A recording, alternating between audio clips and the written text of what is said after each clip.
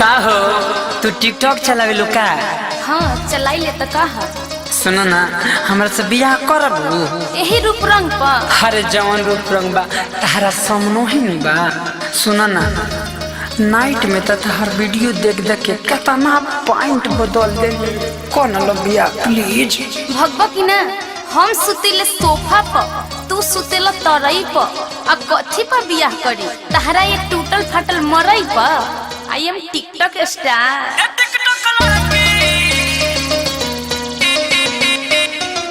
कितना लोग हमारा फॉलो करे हो सुबह चाहे शाम है हेलो करे। कितना लोग हमारा फॉलो करे हो सुबह चाहे शाम है हेलो करे। बारू से खुशियां हट लगा तारू ऐसे पड़ देखे दिला हमारा जला धड़की। हाय रे हाय पतर की खेला बारू पड़ की रे टिकटॉक लड़की। हाय रे हाय पतर की हाय रे हाय समर की।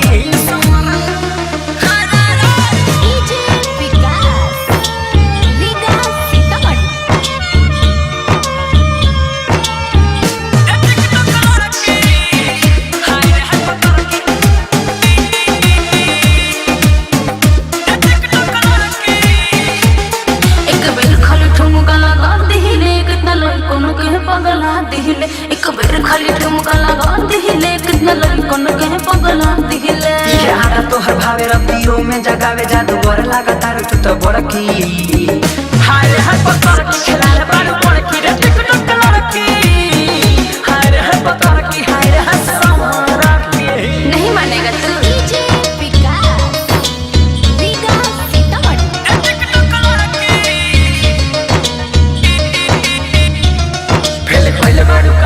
पाली के फोटो हाफ पैंट वाले अपन डाली के फेल कोइल बड़ी काल हमरा पाली के फोटो हाफ पैंट वाले अपन डाली के।